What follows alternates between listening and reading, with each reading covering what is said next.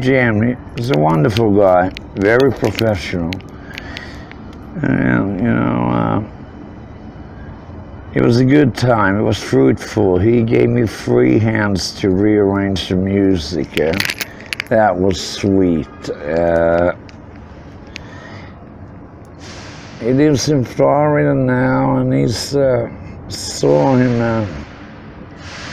not this summer, last summer, and still fucking rocking, in good shape, and he had Armstrong on guitar. He had a good band. I'm happy he's still performing. So few people do. I mean, look at what happened to so many of my friends, like Johnny Thunders, who happens to be familia, because my wife is a cousin of Johnny's. Nicoletti Benedetto. It's cousin. Yeah. Very weird. It's a small world, And of course, he is greatly missed. He was murdered in New Orleans. I know a few facts about it that people don't know. Like, he had 30 grand, $30,000 in cash. He just come off Japan, and he had like 5 new silk suits from Thailand. They stole all that, but they left his guitar, because anybody would have noticed. That's Johnny's fucking Les Paul Jr. He was very distinctive looking. It had this sticker on it, and how it was worn out. That was left. And he was poisoned. He was murdered in New Orleans. But the police, the 5-0, they thought another junkie. They never did no investigation. Yes, letters were sent by the family, but they never did anything about it, man. Willie DeVille, another friend of mine, was in the same hotel, but he didn't know about it until Johnny had died. He had gone out in the morning, and Johnny had arrived. And when Willie came back, he told me he saw a body bag being carried out.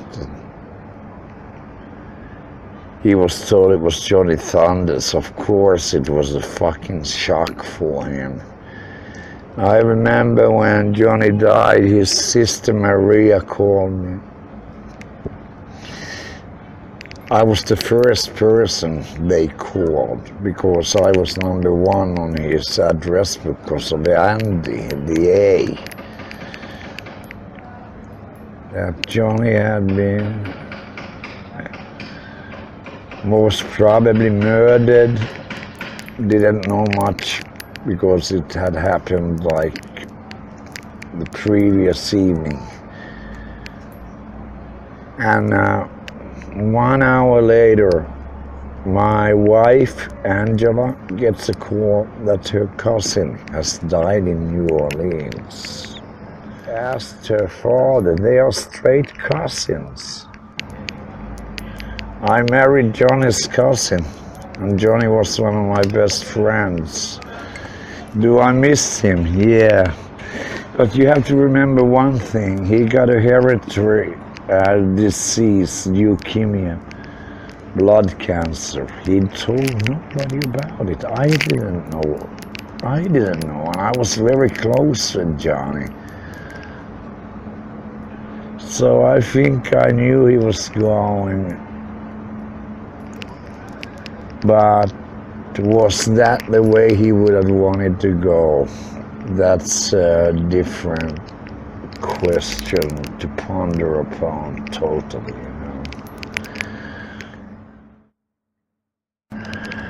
I got to know Lemmy, I believe it was 79 or 1980. I was just like 20 or 19 or something like that. He used to be down the Marquee Club at the Water Street in London, in Soho, where the Marquee was, you know. Even though it was originally on Oxford Street, near where the 100 Club came later. Hell, I'm stoned. Who was I talking about?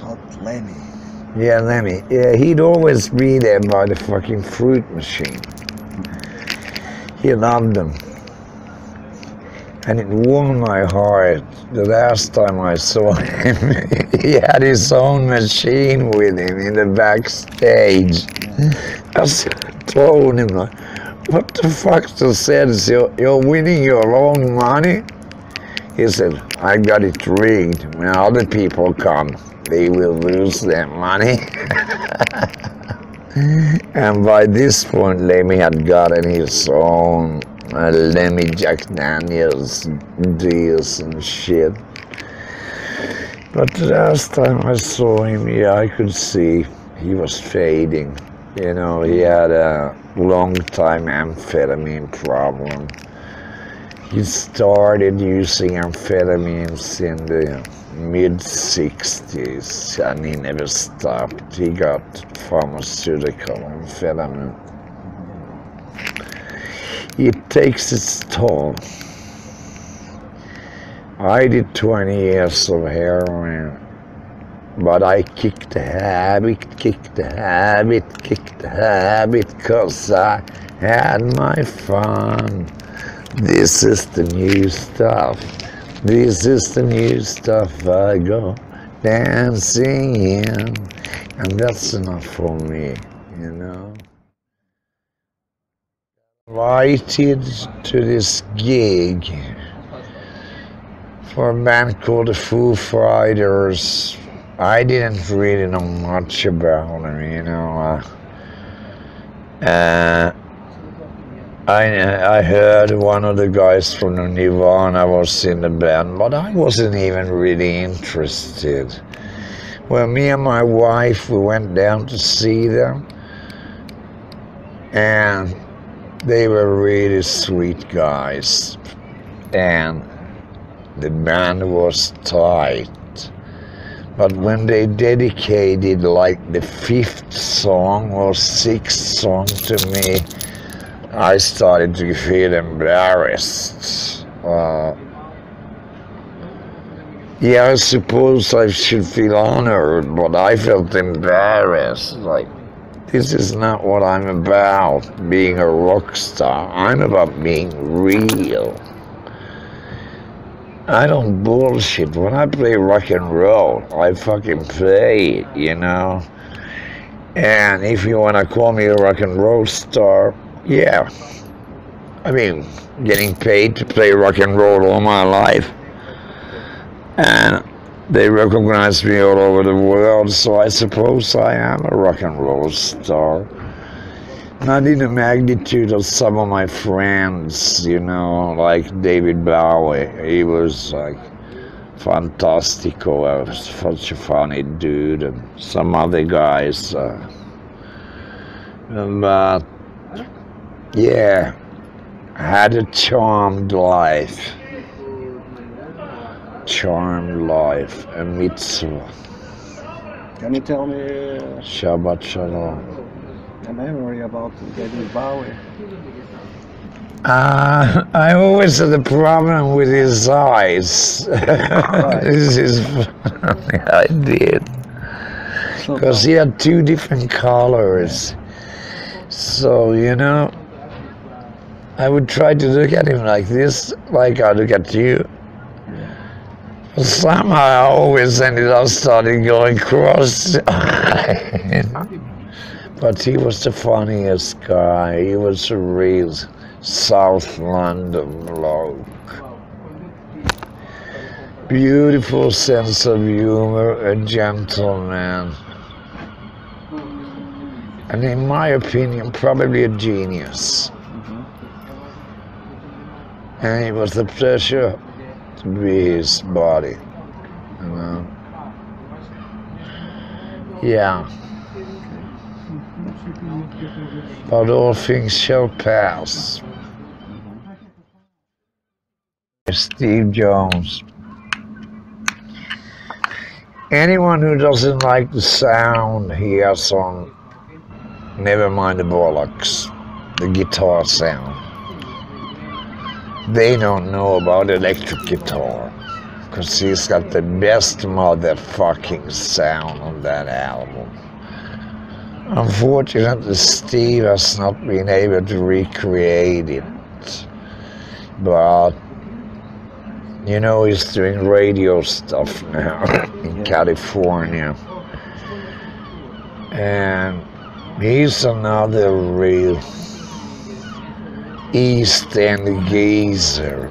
You know, a bit like Rat Scabies from The Damned. It was a really good buddy of mine. And a sweetheart. But I suppose we were all a bit local. But we get along, you know. Yeah, the punk scene, yeah, all those people. There were some people I consider posers.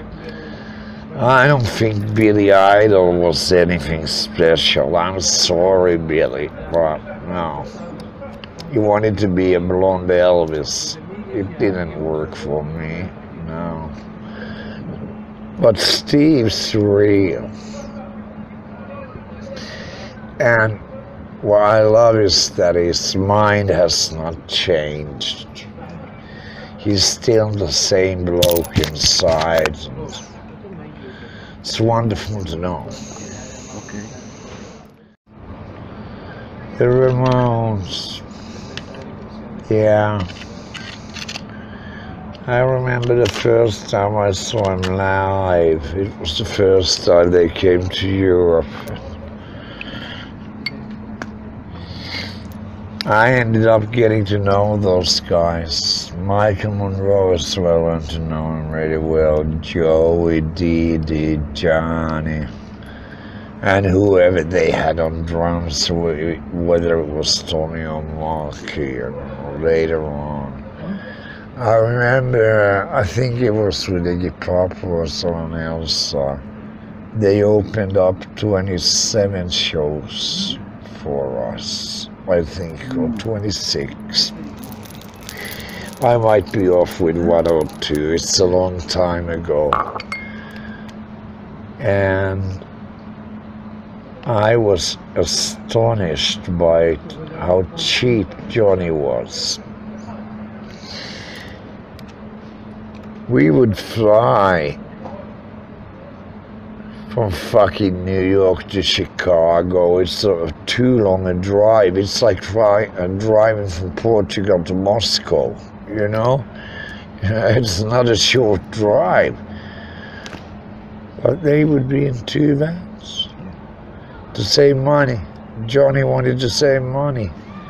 And that's why I believe why they all died so young. You're constantly on tour, and if that is the way you travel, it's gonna wear you out. And they always took the cheapest of the cheap hotels, even when they played big gigs. Well, what I consider big is anything above 2,000, you know. And I think that became their demise, unfortunately, because, yes, they were a brilliant rock and roll band, and no one can deny. The first Ramones album had such an impact on me. Wow. It felt like a fist in the face. And they were good guys. Joey was so sweet. He'd always come and say hello when I'd be in town. I don't know how he found out, but he always found out if I was in New York. And he dropped by. Dee Dee you'd see around, but he was a bit unpredictable, you know, his behavior. He had his own demons, let's put it that way. But surprised that they died that young? No, not at all. I might sound cold, even calloused, but I am jaded. I've had to pick money from a dead rogue tour manager's pockets. You know what it's like to go through a dead man's pockets? Because he had died of an overdose, and he had the whole tour budget. He had like fucking 40 grand in his pockets. It would have taken me 2 years before the cops would have given it back. But the tour had to go on. Someone died. I'm sorry if I sound cold, but this is life. I took the fucking money out. I left 20 bucks in his pocket. Because the money belonged to the band. We have to keep moving. Yeah. And the funny thing about moving is you meet funny people. That's how I bumped into Johnny Cash. And that was fun. Man, can he drink. Oh, he could. Bless his soul. Okay, so Yeah, GNR. Got a lot of respect for them. But I do not like how they've become a traveling jukebox. I'm into creating new. Always do something motherfucking new. And Axel, you know how to write. Come up with something new, please. Thank you. Black Flag and all these other hardcore bands like The Exploited and so forth. I somehow got into them. I think it came through this band called Suicide with Alan Vega. He introduced me to these people, and I know Alan Vega's alive and he's doing well in New York City. All my love to you, dude. Hardcore punk wasn't really my thing. The Oi movement, so to speak. I think it became more about anger and just beating the shit out of the instrument. When I talk about punk rock, I think about bands like Ruts DC, Babylon's Burning, West One Shine on Me. I mean, they were the band that should have been as big as The Clash. But as we all know, Malcolm overdosed in his mother's bath, which was the end of the band. Because if you're into rock and roll, check out an album called The Crack by The Ruts. It's the best punk rock you can get. Suicide, not a lot of people know that band, which I find very surprising, because if you listen to their first album, it is groundbreaking. It's electronic, it's almost industrial. Ghost Friday USA, what a fucking song. I'd recommend that to anyone. Yeah, I met Alan Vega while walking home from a club in the middle of the night on And where Oxford Street turns into, what the fuck does it turn into? It changes names, I can't, towards Notting Hill anyway, going west. And I bumped into Alan Vega. I had never met him. He started talking. He knew who I was. I had no idea who he was. But the next day I went and got the record and fucking, yeah, love it. Recommend it. And then Alan is a real sweet dude. Well, Hanoi rocks. Yeah, it's become a monster. It's massive in rock history. It's the band that Guns N' Roses became because of turns of events and deaths, accidental or not, I don't know. I'm no one to judge. But it's something I have to live with all over the world. And those kids playing that little club tonight were singing my songs. They fucking remember the lyrics better than me, and I wrote the lyrics. To have given joy, my only wish is that the music we did, because it wasn't only me. I wrote the songs, yeah. It was my band, but it was also Michael's band. That it affected so many million people, and the love, the good vibes. I hope that that's what people will remember.